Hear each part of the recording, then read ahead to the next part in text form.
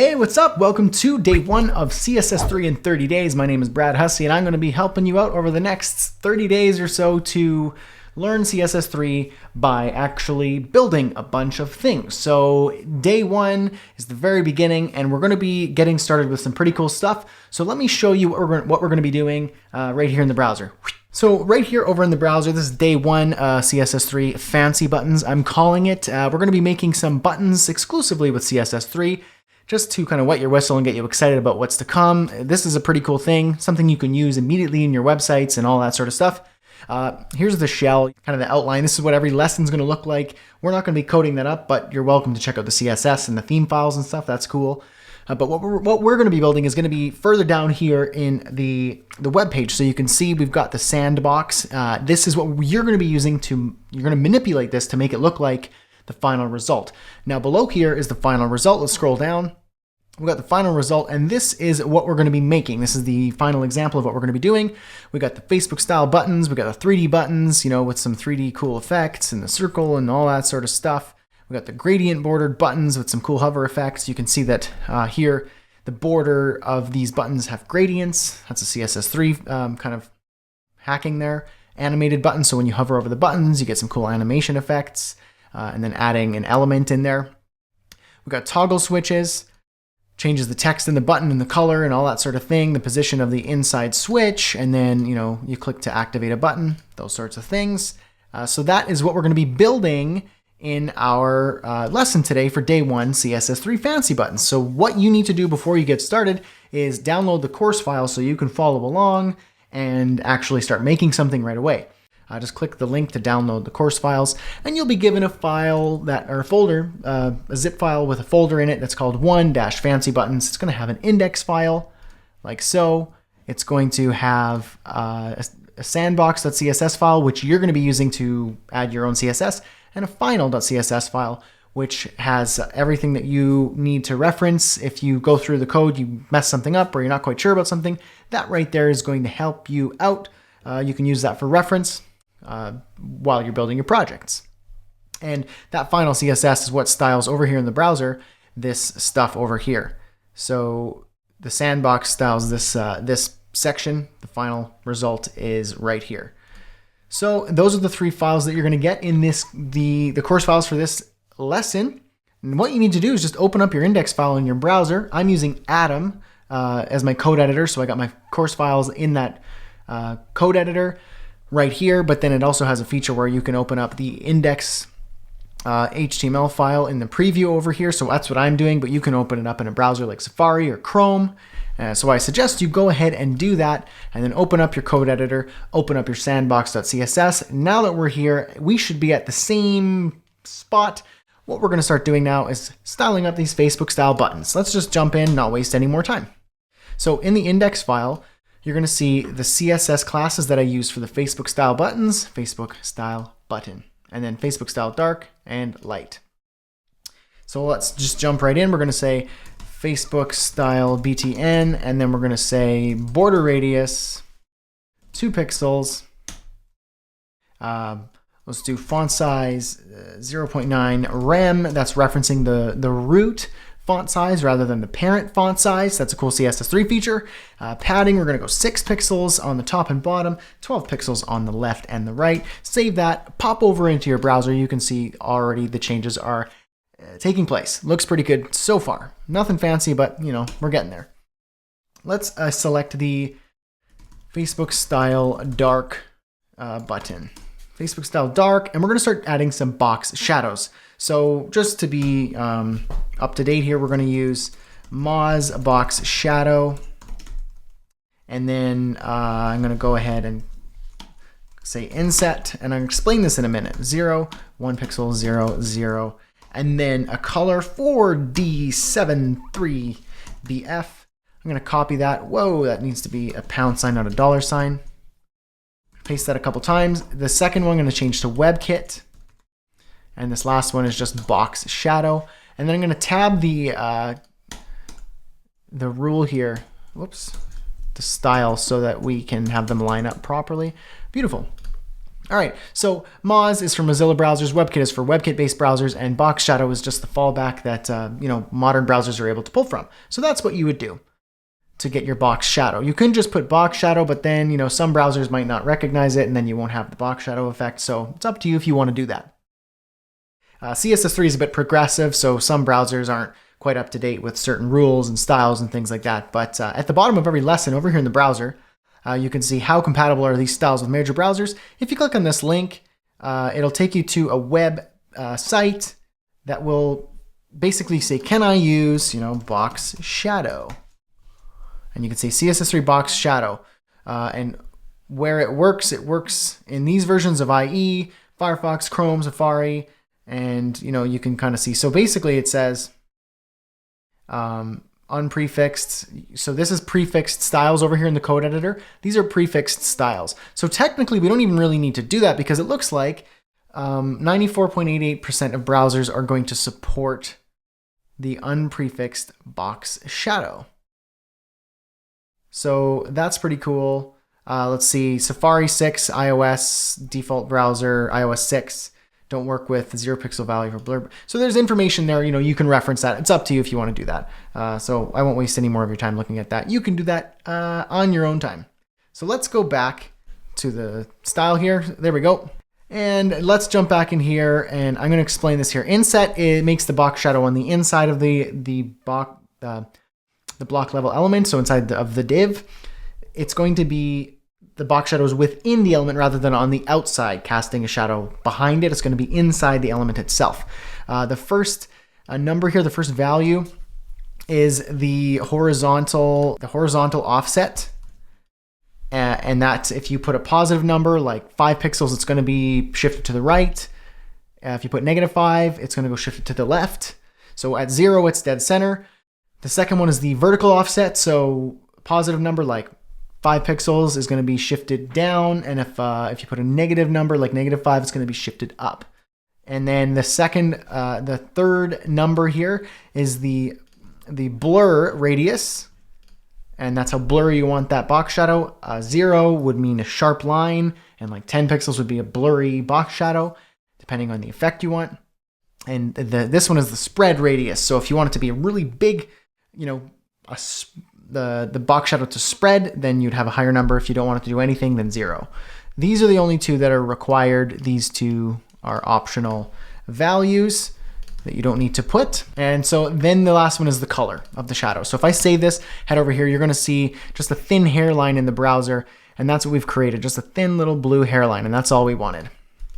All right, so next what I want is to change the background to, it's going to be 4267B2, just for the background color. Border, solid 1 pixel, same color as the previous color there.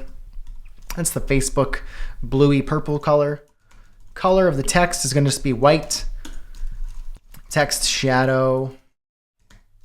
Let's go for 0, 1 pixel 0, and then 3359A5, and that's just going to be, a little bit darker of a text shadow under the white text. So let's have a look and see what that looks like over in the browser. If I save that, button looks good. We've got that slight border, that little bit of a glow on the top as if a light was shining down on the button to give it a little bit of depth. White text, slight text shadow and under there. Beautiful, it looks great. Now, we don't have any hover or active effects when you interact with the button, so let's do that over here in the code editor. I'm going to go down a couple spaces and tab in one. That's not going to change the CSS at all. It's just for organization. I like having my related rules to be organized in a manner that I can see. So if I tab in, I know that this rule that I'm doing, so Facebook style dark, and then hover, I know that this rule is directly related to this rule right here, whereas these two are not as related. They're kind of, it's more so for my own organization purposes. So you can do what you want, but this is what I like to do. Feel free to follow along in that manner. All right. So on the hover, what I want to do is change the background color to 2B54A7. And I'm going to save that. And then we're going to copy this and paste it and change the hover to active so that what I'm going to do here is I'm going to change the background to 1D4698, and then the border color to the same. Save that. Now if I go over here and interact with that button, hover, a little bit darker, click, an active state, a little bit darker still, the border is dark. Looks great. All right, let's style up that light button over there. So head back to our code editor here. A couple returns there. Let's go Facebook style light. And I'm going to say the background is F6, F7, F9. The border is going to be solid 1 pixel, CEDOD4, 0D4. The border radius, we already covered that. The color, the text color is going to be 4B4,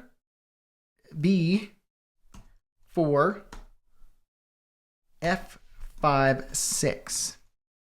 I believe that's right. Yep, it's like a gray. And then the padding is good. So that's all we need to do for the light button. Let's check it out. It looks good, much more minimal and simple. I like that style. And now what we need to do is add the hover and active states for that button as well. So a couple of returns down, tab it in, Facebook style light, hover. And all we're going to do is change the background to E9EBEE. And then we're going to copy this whole rule and change this one to active.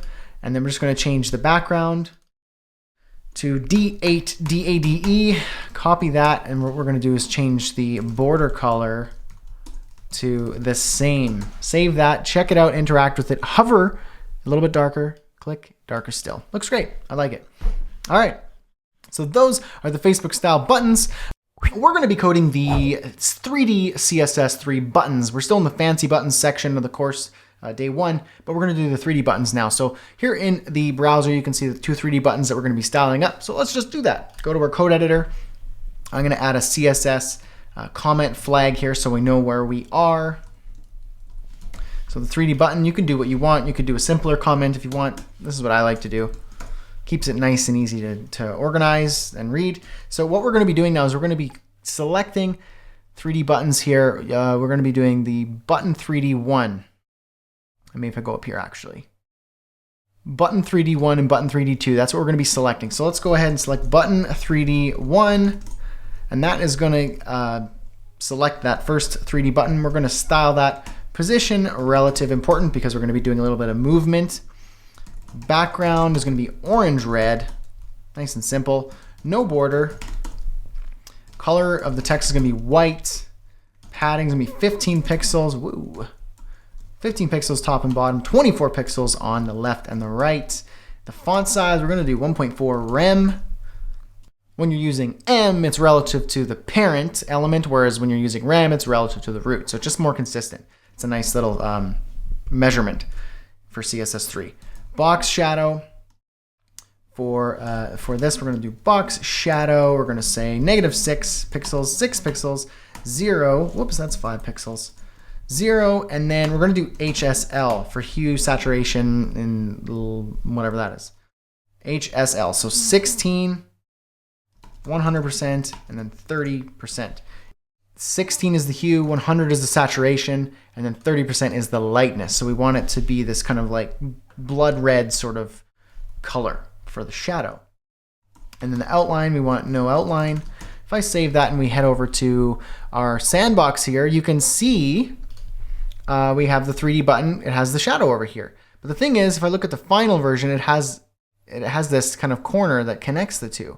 So while that looks pretty cool, I want it to be connected. So we're going to go ahead and work with that here in a moment. But before we do that, we might as well, while we're here, let's do the hover and active states. Button 3D 1 hover. We're going to do background is going to be HSL 16, 100%, and then 40%. I got these colors from Photoshop, by the way, if you're wondering. I'm not just pulling them out of the top of my head. Top pixels, top 3 pixels, left -3 pixels. This is why it was important to do position relative so that we can position the element based on when we hover it. So, and then the box shadow, we're going to change it a little bit to -3 pixels, 3 pixels, 0, and then HSL the same here. So what that's going to do is when you click it, when you hover it, let's check it out. See how it pops down? That's pretty cool. Actually, I don't want that to do it on hover. I want that to do it on active. So that's going to actually be the active state. And now above this, I want to do the button 3D hover, or button 3D 1 hover. And that's going to be simple. We're just going to change the background to HSL 16145 for lightness. So it's going to be a little bit lighter. So hover, it's actually a little bit darker. So there we go. And when we click, it moves that button down. So cool. Now what we want to do is we want to give those corners. We want to add those little corners to connect these two, so it gives the illusion that they are one entire uniform box. So we can do that by doing the before. Let me show you here. So we're going to do 3 button 3D 1 and then 2 colons. If I go before, it's like a pseudo element of the, here we go, creates a pseudo element that is the first child of the element matched. So it creates a pseudo element that it's not actually in the markup, but it allows us to basically create an element out of thin air that's connected to this div. So what we're going to do is we're going to use that before pseudo element, position it absolute. This is where the magic happens. It's pretty cool. Display block content. We need to do this in order for it to appear on the screen. It needs to have the content and an empty string. You can put text in there too if you want, which we'll do at some point. Height 0, width 0. What we're going to be doing is creating a triangle and putting it in that corner there. So if I were to save this now, you're not going to see anything, so there's no point in showing you. What we're going to do is create a border now. And let's see, this is going to be solid, 6 pixels, transparent. Whoa, that is that word. Transparent. Now the border width needs to be the size of the element's box shadow. So the box shadow here, you can see it here. So we have 6 pixels. So we have 6 pixels up here. So you'll see why in a moment. And we're going to do border, border right, solid, 6 pixels, HSL. We're going to do that color there. 16130. Now, I'm going to save this. I'm going to show you over here in the browser. Look at this right here. You can see this little triangle that we made. Do you see that? So it's just appearing here within the button. So you can see what we've made so far. So we've made that, and what we want to do is basically pull that up into the corner so we can use a section of it to give the illusion that there's a connection between between the button and its shadow. So let's go back here in our code editor.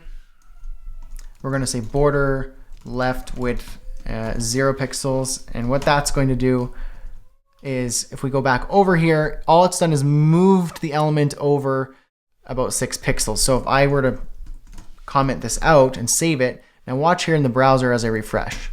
See how it moved it back over? It's just when I add 0 as the border left width, it has no border here. So technically, the whole element is this big, 12 pixels. But I want it to be just this 6 pixels right here. So I'm saying border left width over here in the code editor is 0. It just cleans it up a little bit so that it doesn't mess with my measurements when we move it. The background, none. Sometimes there's a background in the way. I don't think I need to do that. Now what I'm going to do is say the top is 0 pixels. That's going to push it over here in the browser to the top of the element. And now I need to push it over and fit it in right here like a puzzle piece, like Tetris. And the left, if I were to say left 0, what that's going to do is just put it over here in the browser. It's just going to put it to the left here. So I need it to be all the way over here. And that, if we know our math, when we set that element up there is -6 or 6 pixels wide. So this needs to be -6 pixels. So the left needs to be -6. If I save that, it's going to put it over there. Check out what just happened. A little bit of magic gives the illusion that that element is connected just by creating a little CSS3 triangle with borders and moving it with positioning into that corner right here to give the illusion. It's just cool. Okay, so we're going to do the same thing for that bottom right corner. But because we've already used the before pseudo element, we need to use the after pseudo element, so we have access to that as well. So I'm going to copy this because much of it is the same. And all I'm going to do is paste it, change it to after, but we need to change the position of certain parts of the element. So we can't just have it be the same because it's just going to show up in the same top left corner. So we need to change it a little bit. So it's actually going to be, let me remove all of this right here, except for the border solid transparent. What we're going to do now is we're going to say border top is going to be solid 6 pixels. And then we have that HSL. We're going to copy that color like so. Border bottom width, whoops, is 0 pixels. So now if I save that, come over here, and you could see all we're doing now is the border. You could see, imagine this as a box. It's actually a whole box, and I'm displaying only the top section of the border. So there's no size to the box. There's nothing in the div at all. The height is 0 and the width is 0. But the border itself is 6 pixels wide. So we've got a 6 pixel border on all sides. 1, 2, 3, 4. This is the top. All I'm doing is hiding the left, right, and the bottom borders and only showing the top border, so it has this triangle effect. So it's a cool little illusion that you can do in CSS3.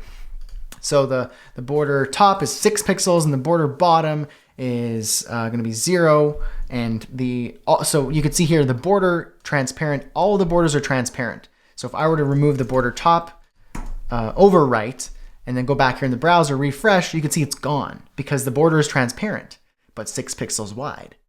But now if I change the border top, which is the one I want to show, to solid, so we can see it 6 pixels and give it a color, save it, now it's going to show. And then the border bottom width, I'm just making it 0 so that it collapses so it doesn't give us this messy 12 pixel box when all I need is 6 pixels. Does that make sense? I hope it does. It's quite simple and awesome. It's a pretty cool little concept to create CSS3 triangles. Okay, so we've done that. Now all we need to do is we need to move it. So the right is going to be 0, so it's all the way over to the right. So as you can see in the browser, if I were to save this, it's going to pop over. All I need to do now is move it down all the way to the bottom. Let's go here. We're going to go bottom, -6 pixels in the browser. Pop over here. Look at that. It moved it all the way to the bottom. Now we have this effect that it's connected. It's quite magical. Cool. Okay, now we have one little thing that we need to fix here. If I were to click on this, watch what happens. It's going to move the whole element, but now we can see our little triangles. So that's a problem. So what we need to do now is when we, on the active states of the before and after pseudo elements, we need to shrink those triangles so that it still gives the effect, the illusion that it's a full box. So that's quite simple. All we need to do is add a couple extra things here. I'm going to say button 3D1 active and then before. So this means when it's active, I want to select the before pseudo element, and we're going to change the border to solid 3 pixels rather than 6 pixels because it needs to be the size of the border width. Transparent.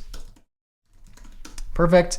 The border right is going to be solid 3 pixels. It's going to be that HSL up here. Copying that, pasting that. And then the border left width is going to be 0 pixels. Although I don't know if we necessarily need to do that. So I'm just going to remove that because we've already declared it. And then left is going to be -3 pixels rather than -6 pixels. If I save that and now watch this, the left side, well, that doesn't look good at all. Okay, something went weird there. Maybe I do need to declare the border left width to 0. Let's see what that does. So I needed to do the border left width to 0 for some reason. And now that looks good, but the bottom one doesn't look good. So let's just copy all this. And then paste it below. We're going to change it to the after pseudo element. Border is going to be solid 3 pixels. The border top is going to be solid 3 pixels. And then the border bottom width is going to be 0. And then the bottom is going to be -3. Save that, check it out in the browser, Now we've got a perfectly working 3D button with all of the corners and the triangles working perfectly in sync. Awesome. That is beautiful. All right, now let's do these. The second 3D button here, the circle. It looks a little bit like this. It's a circle. It's got a radial gradient. It's got this back here, this kind of depth to it. So it looks like it's popping off the background, and then when you click it, it kind of sinks into it, and it's a cool 3D effect. So we're going to create that button right now. Pop over to your code editor, and now I'm going to add that comment flag for 3D button number 2, so I know where I am. Okay, and first thing I'm going to do is I'm going to select that button. So it's the class of btn-3d-2. We're going to start off saying position relative, because we're going to be doing a little bit of positioning, so we need that to have something declared. A fallback background, we're going to have it be kind of like a yellow, ECD300. And then that's just going to be default yellow, but we're going to want to add some radial gradients. So we're going to also declare another background. And then we're going to say WebKit radial gradient. And this requires 2 values. You could say like red, comma, blue, and then it will look something like this. Over here in the browser, you can see pretty ugly radial gradient, but that's how the radial gradient works. We're going to be declaring a few. These are browser prefixes. So we're going to do WebKit O, Moz, and then just the fallback standard syntax. So we'll get there. So instead of red and blue, we're going to do something a little bit more complicated. We're just going to be using HSL again for hue, saturation, and lightness. The hue is 54, 100% for the saturation, so fully saturated, and 50% in terms of lightness, so slightly dark, not 100% like white, not 0 like black. We just want it to be in the middle. And then I'm going to do another HSL. We're going to do the same color, the same hue and saturation, but different lightness, 40%. So I'm going to copy this, paste, paste, paste. Change the second browser prefix to the letter O for Opera, and then the third one to Moz for Mozilla, and the last one, just remove the prefix altogether. That's the standard syntax. That right there is going to give you a radial gradient. Check it over in your browser. Looks a little bit like that. Nice, fine and dandy, beauty. Let's move down back here in our code editor. Font size, we're going to say 1.4 rem. And then we're going to go ahead and do some text shadows, and that's going to be 0, -1 pixel, 0, and then C3AF07. What's that -1 pixel do? That's the vertical offset for the text shadow. So if I had a positive number like 1 pixel, the text shadow would be 1 pixel below the text. But a negative value like -1 is 1 pixel above the text. So I want the shadow to be above the text. And 0 here is I believe that's the horizontal axis, offset, sorry. And this is the blur. The third value is the blur. I don't want any blur. I don't want any horizontal offset. I just want -1 vertical offset so that it's slightly above the text, and then a slightly lighter, a more white yellow than what is on the background. You'll see the effect that gives shortly. Color of the text is going to be white. Border, solid 1 pixel. We got that HSL again. We're going to do 54, 100%, and 20%, so a little bit dark. And then we got the border radius. That's going to be 100% for a full circle. Height, 120 pixels. Width, 120 pixels. Z-index 4, because we're going to be playing with some positioning of the Z-index, because we're going to have that background behind it. We want to make sure it's above, there's a method to my madness, okay? So Z-index 4, now let's check it out in the browser. Perfect circle looks great. You can see the text here. Look at the text shadow. You can see that slight dark yellow. It looks like the circle text is indented within the element. So that's what that effect gives it, versus the Facebook button we did up here where the text shadow is below it. Makes it look like it pops off the button. This one I wanted to make it look like it's in the button a little bit, like it's, you take like a stamp, like it's stamped inside of it. Okay, now what we're going to do, watch this. When I click this, it has this gnarly looking outline. No, outline doesn't let me do border radius, so we're just going to remove the outline. Pop over to the code editor. Outline none, gone. I don't usually like to remove outlines for accessibility reasons, but in this case, it's gone. We're going to do something else.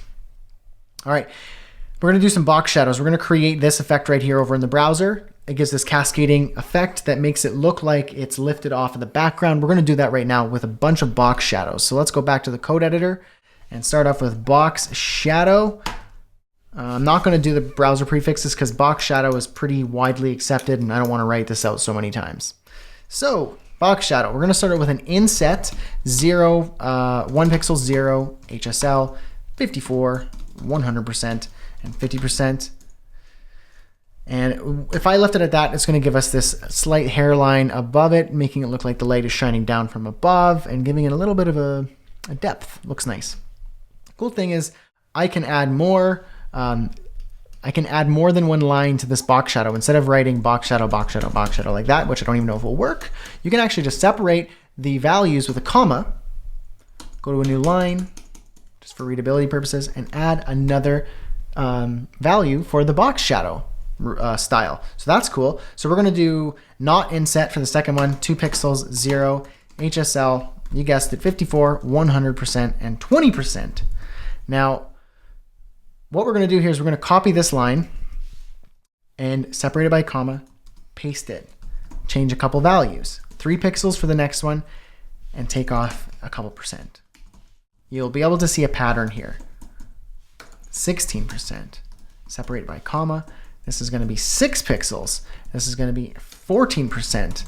This one is going to be 7 pixels. Oops, this is 4, 5, 6 pixels. And this is going to be 12%, 7 pixels, 10%, just a couple more, 8 pixels, 8%, and this one's going to be 9 pixels, and then 6%. It basically goes to black.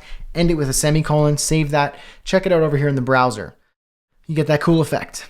Looks pretty cool. You can see what happens just adding more box shadow values. It's just giving that effect. It's gradually going to darker that gives the illusion that it's kind of three-dimensional. Pretty cool. Now what we're going to do is when we hover and click on it, we're going to give it some styles. So I'm going to go over here to my CSS, tab it in, not final, sorry, btn-3d-2, hover. We're going to change the radial gradient. So I'm just going to copy it up here.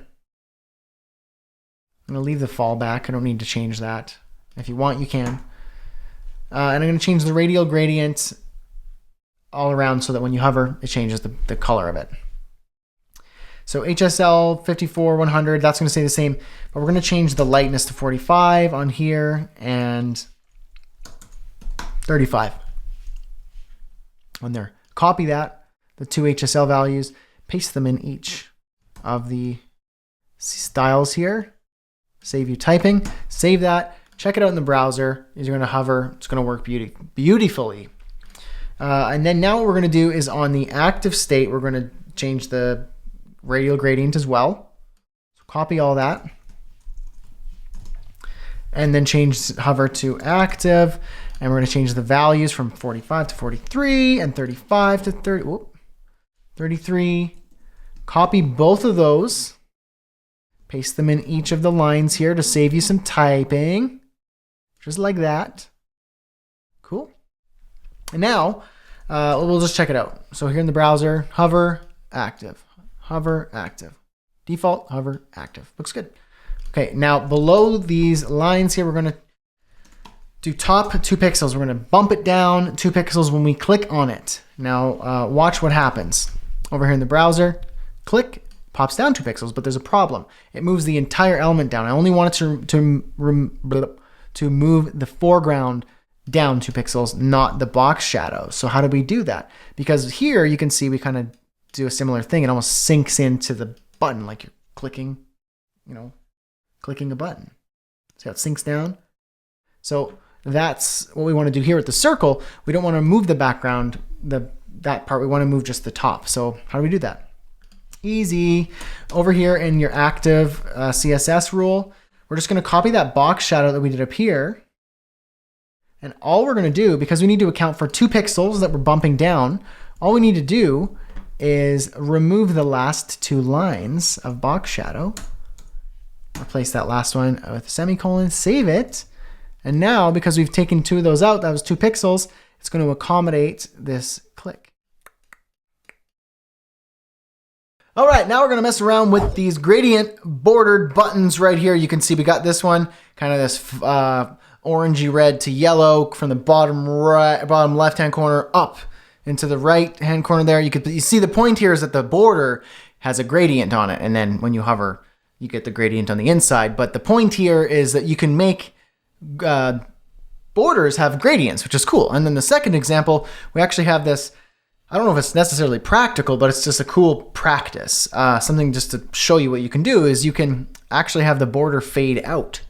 So we have it from going left to right, and then it just fades out kind of into nothing. And then when you hover, the background does the same. So why don't we jump in and do that over in our code editor, sandbox.css. We're going to go ahead and add that CSS comment, just like so.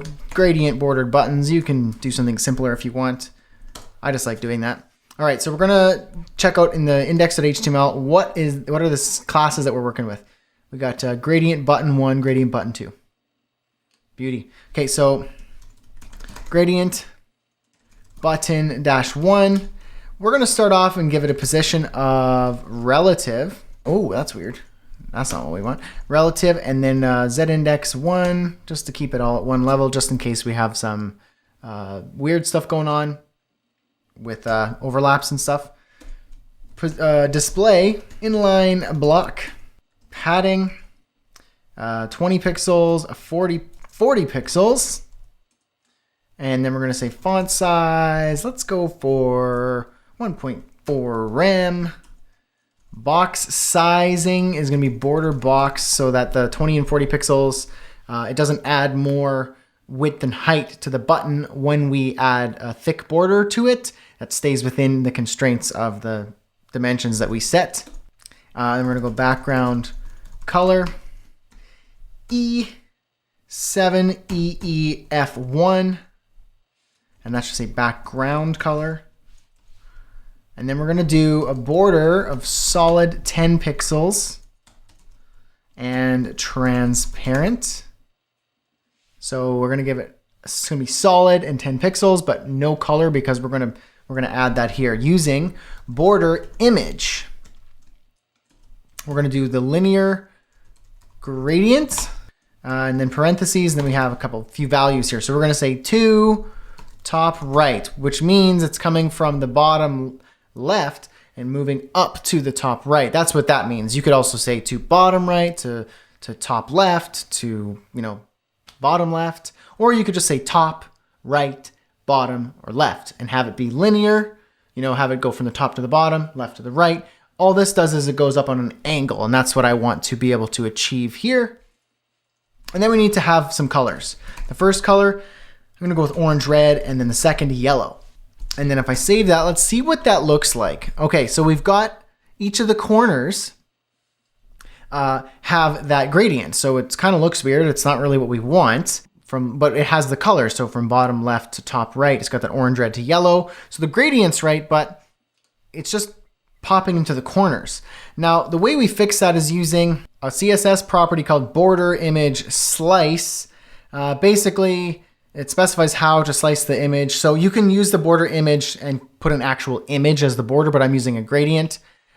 So I found that if we go back here to our code editor, and if we were to put the border image slice, now you could put different values in there, but the value that I'm going to put is literally just the number 1.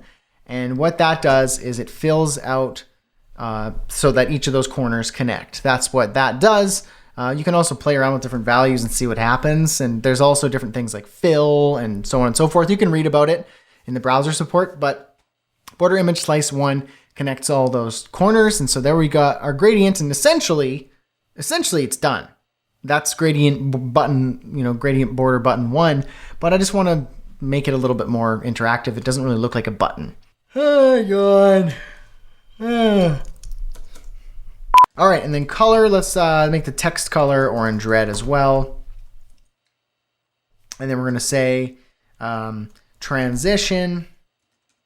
This is just for when we have a little bit of an effect, a hover effect. 0.3 seconds ease in out. I like that one. You can use ease, you can use linear, you can use quad, ease in, or whatever. There's a bunch of different transition properties. So transition, ease in, out works fine for me. But you won't see it until we use it on the hover. So we're going to tab in here. We're going to say gradient button -1. And that's going to be hover. And we're just going to say background image. Linear gradient. We're going to do linear gradient as well. And then 2, top right. And we're just going to fill out the same style gradient. Orange, red, comma, yellow. That will get you. Save that. Check it out here. When I hover, it's going to give us that gradient in the background. And then let's say color white. Save that. Check it out. It should look pretty good there. When you hover, the text color slowly fades into white from the orange, red. And then the background pops in there, filling in that gradient. So that looks pretty cool. The point here was the gradient border around the button itself. Okay, so now let's jump down to gradient button 2. Let's do that one real quick here. So we're going to do gradient button -2. And we're going to do position, relative, Z index 1. That should do the trick. Padding, let's see. We could probably just copy a lot of this, actually. Why don't we just... Hey folks, let's save some time, copy all this. Goodness gracious. All we're going to do is just paste that in there. We're not doing anything new or crazy, except for maybe let's change the size of the border. So instead of 10 pixels, let's just make it like 4 pixels. And the colors, let's do orange, red to transparent. But right now, because we're doing to top right, it's not what I want. I want it to go to right. So orange, red, transparent. So it's going to fade out, leave the color and the transition there. And then we're going to copy the hover as well, because we need that for interactive kind of accessibility reasons. It's going to be button 2, gradient button 2. And this is going to be to right. This is going to be to transparent. And that should do the trick. Well, let's see what happens. Save it. Check it out in your browser. Looks good so far. When I hover, whoops, what's going on there? A border shows up on the right side. What we need to do on hover is remove that border. So let's go back to our code editor and simply say border right style none. That should do the trick. Go back here, hover, perfect. There you go. So we have gradient border button 1 and gradient border button 2. Very simple, nice little trick using border images and linear gradients. I like it. All right, now let's do these animated buttons here. You can see the first example animated button. We got a background pattern, and then when you hover, it just kind of slightly animates, from the left to the right, and continually goes infinitely until you just kind of take your mouse off the button. You use that. This is just a simple example. You could do anything from gradients to background patterns to background images. To when you hover over a button, you could do different interactions. But this is just an idea, just to give you, so that you can, play with it and see what you can come up with it yourself in your own sites. Animated button number 2 is simply just playing with padding. So it's a little bit of an illusion. So it looks like this actually animates from the right towards the left, and then the chevron comes in from the right. But really, it's just a play on padding and then some transitions and stuff. So we'll get to that here. So let's jump into our sandbox. I'm just going to add my CSS comment flag so we know where we are at. All right, so we've got our animated buttons comment flag. Let's start off, find out the index file here. What are the classes that we use here? Animated buttons, animated button 1 and 2. Perfect. Simple. Animated button -1. Let's start off position relative. And then we're going to go display inline block. We're going to add some padding and then say, 20 pixels top and bottom, 40 pixels left and right. Font size, let's do 1.4 rem. And then background color, OOB3B4. It's like that green, teal, blue thing, color. All right, background image. I've got a JPEG, not a JPEG, a PNG file here, pattern.png. It's 40 by 40 pixels. It's just a pattern I got online from a site, origin.com. It's just a pattern generator website. And I'm going to throw in a URL there. Simply just grab pattern.png because it's in the same directory as the CSS. Beauty. Background size. We're going to go for 40 pixels by 40 pixels. The border of the button itself, let's just go for solid 1 pixel 555 just to give it a little bit of, I don't know, definition. Color, white. Transition, we're going to go all ease 0.3 seconds. And now if we save that and check it out, it's going to look like this. You're going to have your pattern here, but hovering doesn't do anything, so let's go ahead and fix that. So what we're going to do is under this animated button, we're going to go animated button 1, hover, and then we're going to do animation,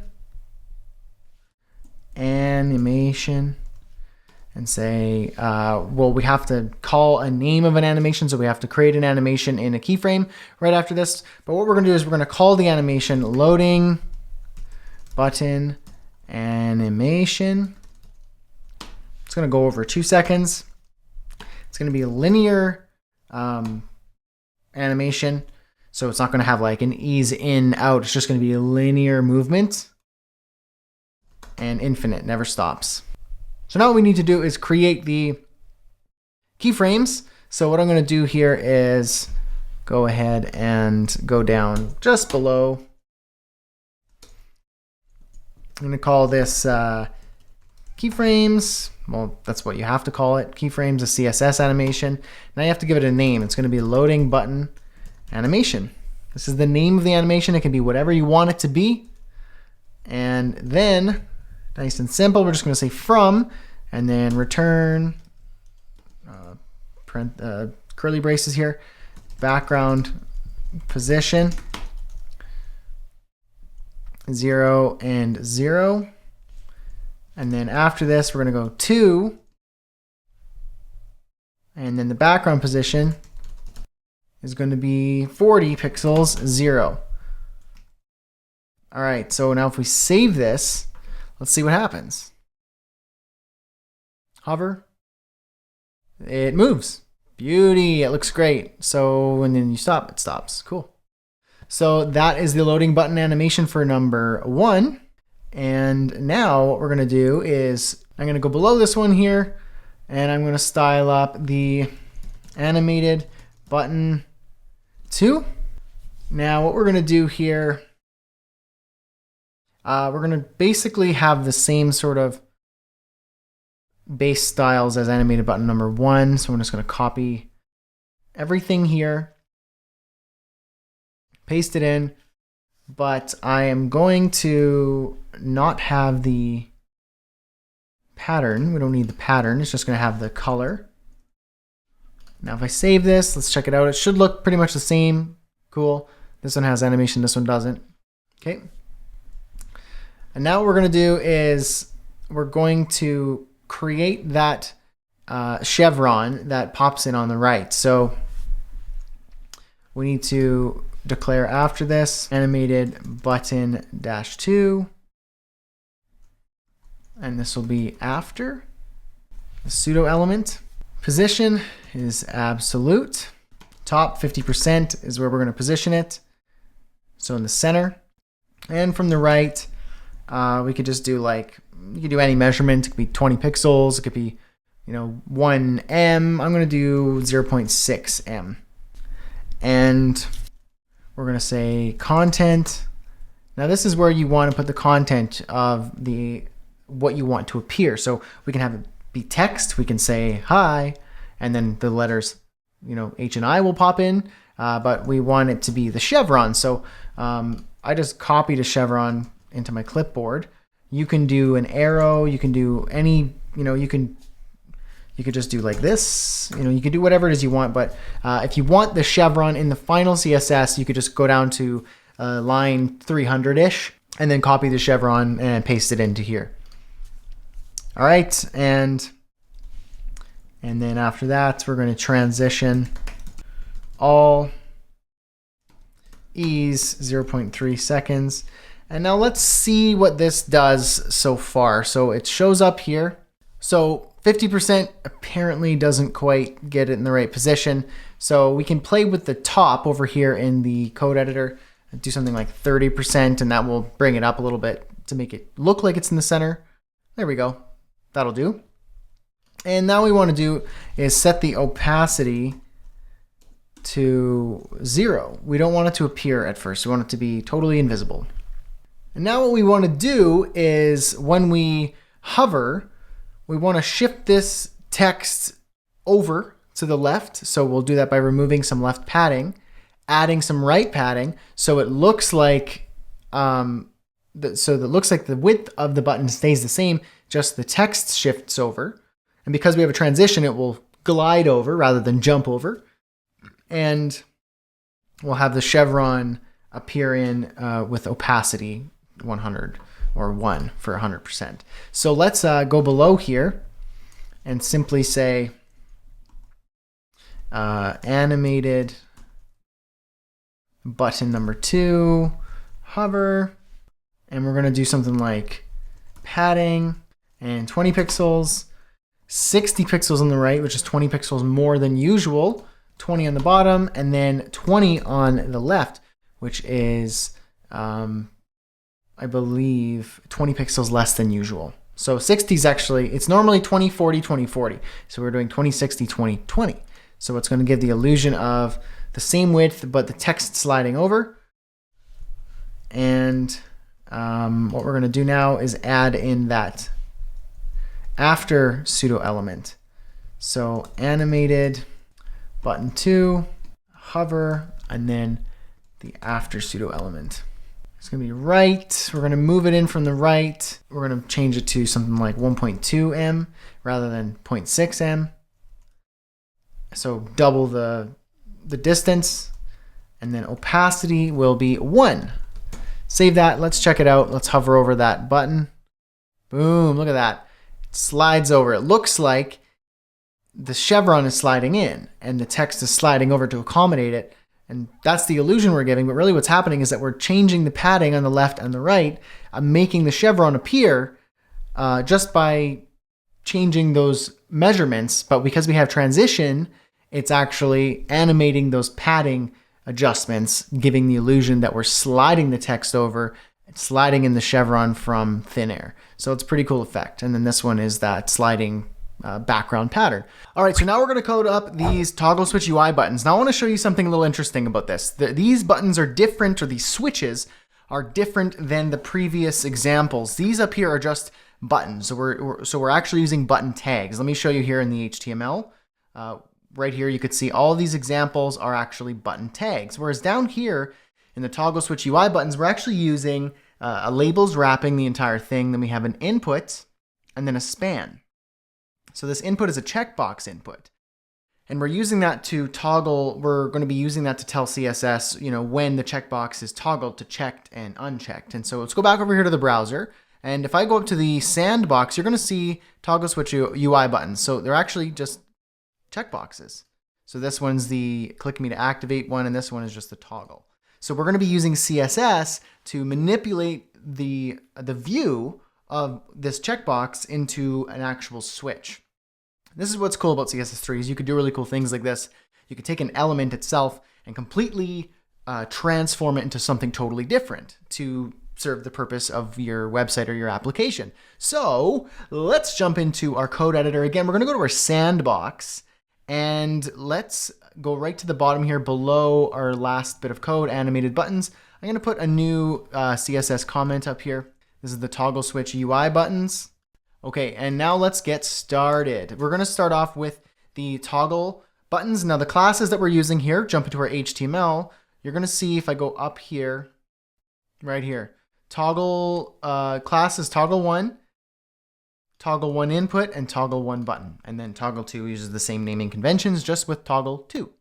All right, so let's jump in here. We're going to start off and say toggle-1, and we're going to start off, because this is not a button, it's not grabbing the Helvetica font family that we've been using. It's falling back to the bodies font family, which is like Roboto or something. So we're going to change the font family and override that to a simple Helvetica, Arial, and then sans serif, just a nice and simple font stack. Display, inline block, we're going to need to use that. Vertical align top, this is just some housekeeping right here. Margin, 15 pixels, 0, 0. Save that. If I go over here to my browser, you're going to see it just kind of went a little bit wonky. This one's now lined up to the top. That's what we want. We want everything to be consistent so that when we're working across all the browsers from a similar state. Whereas when I don't have vertical line top and the margins and the display inline block, some browsers interpret, a default checkbox style in different ways. So we want to remove those inconsistencies and kind of start from the same place. That's what we just did there. Back to our code editor. Now let's go below that. All we're going to do here is we're going to tab in one, and I'm going to say toggle1. Now I'm going to select, so double underscore input. That's the CSS class that we used. And all I'm going to say is display none. So I want to remove that input altogether. I don't want to see it, because now what I want to do is below that, so that will make that input disappear. What I want to do now is select the toggle-1 button. So that's actually the span tag that's a sibling of the input. This is where the magic happens. We're going to style that up to look like a toggle switch. So we're going to go position relative. We're going to say display inline block. We're going to go font size 14 pixels. Or actually, let's be better about that. 1 rem, because that's the default root body size, 14 pixels, I believe. Line height, 20 pixels. Text transform, we want that to be uppercase. And background color, let's do something like F2395A. And then the border, we're going to do solid 1 pixel. Same value is up here. Border, okay, now we're doing color, white. We're going to do the width of the switch itself is going to be 80 pixels.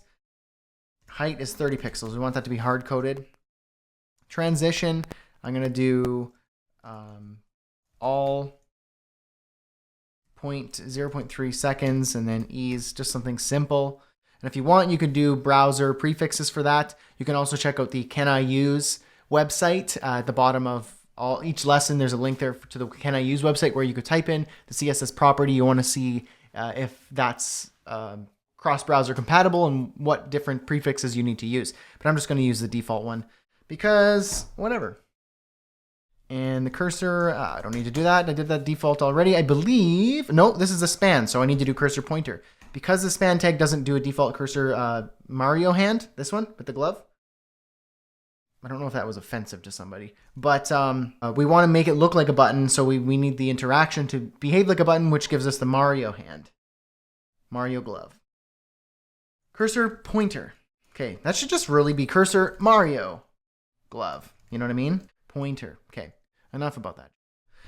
Okay, so now what if we just pop over here to the browser, check out what we got so far. So now we got the background of that switch. So let's keep going back here in the code editor. Now what we're going to do is select the toggle1 button before pseudo element. We're going to create something here. We're going to create something out of nothing, out of thin air. Position absolute. When you're working with a pseudo element and you want it to appear, you need to absolute position it. You need to give it a content, which we're going to get to. So let's go, content. Let's make it say off. We want it to say off. A lot of the time we'll just do an empty string, but let's just say off. Or we're going to go display inline block. I'm going to go height 20 pixels, padding 0 and 3 pixels on the left and the right. Background color, we want it to be white so we can see it on that kind of that salmon-y color. Not farmed salmon, fresh salmon. There's a difference. Color is going to be the F2. It's going to be that F2395A. That's the salmon-y color. We already did the content. Let's do transition is going to be all 0.3 seconds ease. And now let's save it and see what we got. Let's see what we can see. All right, so here is in the browser, you can see the off, it's right there. It's not centered, so we're gonna center that just by doing some positioning just to roughly center it. So let's do that after position. I like doing my top 6 pixel right after the position because it's related. And then left 40 pixels because it's off. I want it to be far over to the right. So let's see where that puts it. Perfect, almost dead center. It's looks like it could maybe do like top 5 pixels over here. Now let's go back to the browser, let's check it out. That looks a bit better to me. Cool, so the off switch is there. Doesn't work yet, but it will. So now what we want to do is this, when I touch this element is a span tag. But what I want to be able to do is when I click it with my mouse, I want it to, well here, let's go to our index. What's going to happen is when I click on the label, because see how the label here is wrapping everything? Because we're using the for attribute here, it's looking for toggle 1, which is the ID toggle 1. So it's looking for the input, which is hidden, but it still will interact normally. So when I click on the label, it's going to toggle that input because of this for attribute connecting it to the ID right here.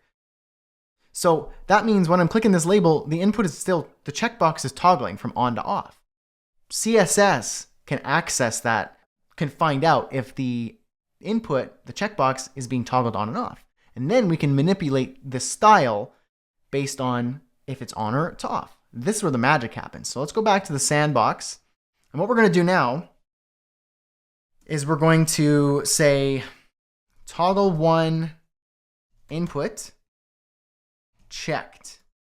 So it's going to match, it's going to basically style the checked version. So this is selecting the checked version of the input, of the checkbox.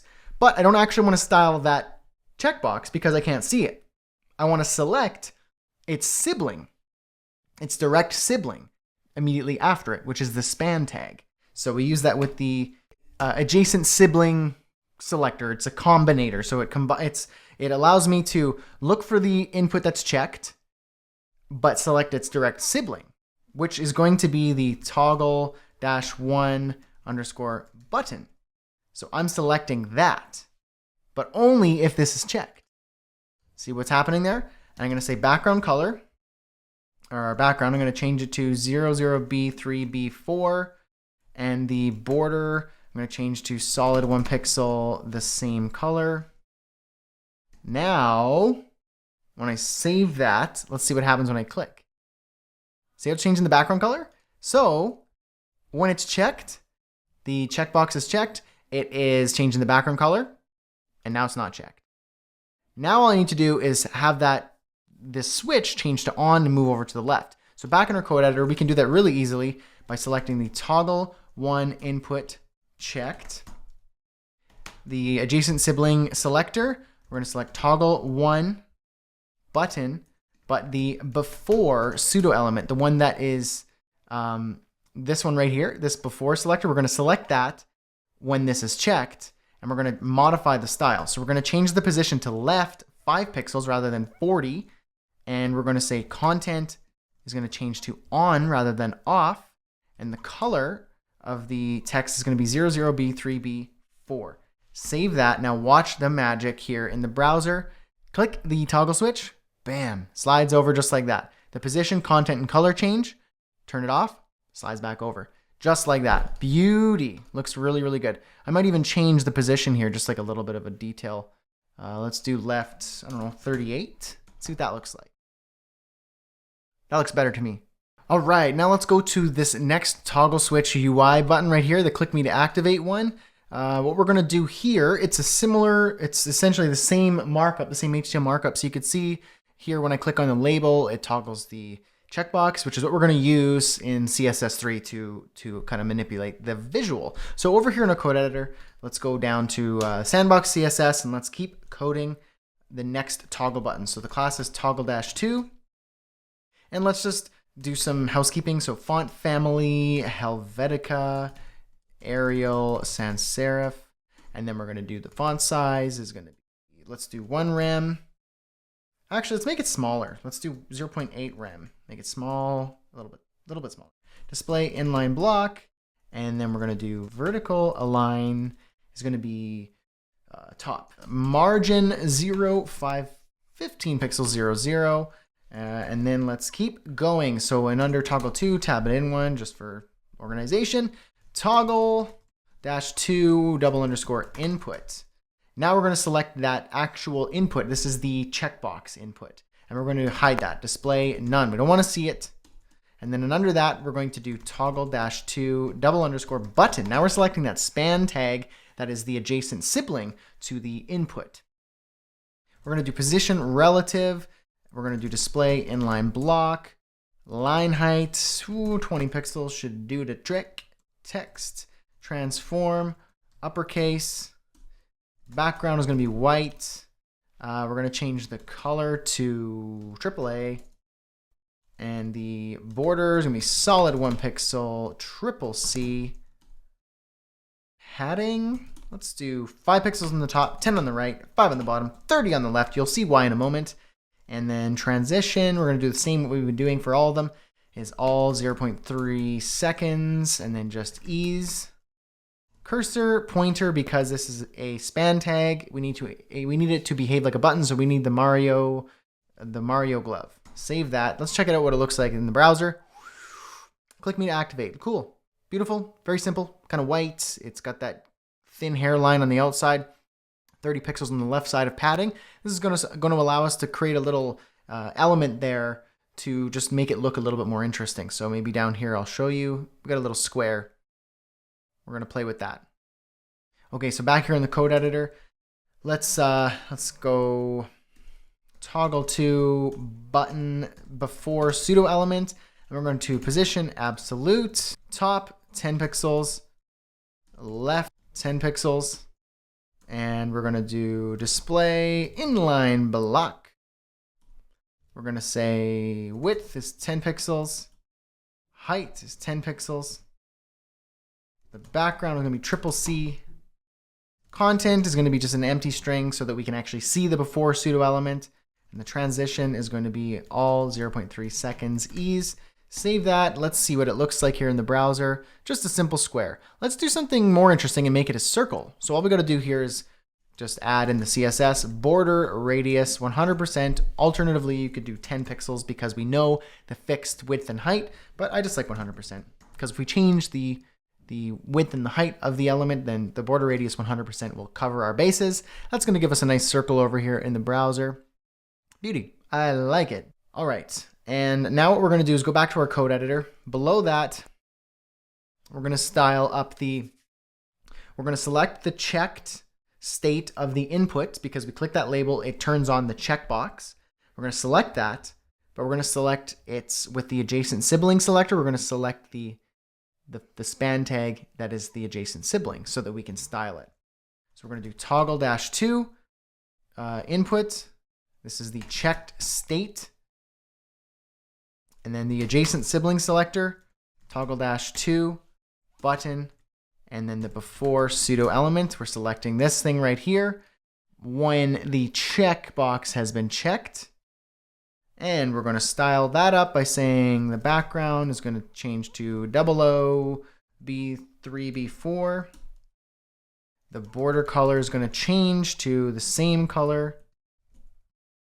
And the color of the text will be white.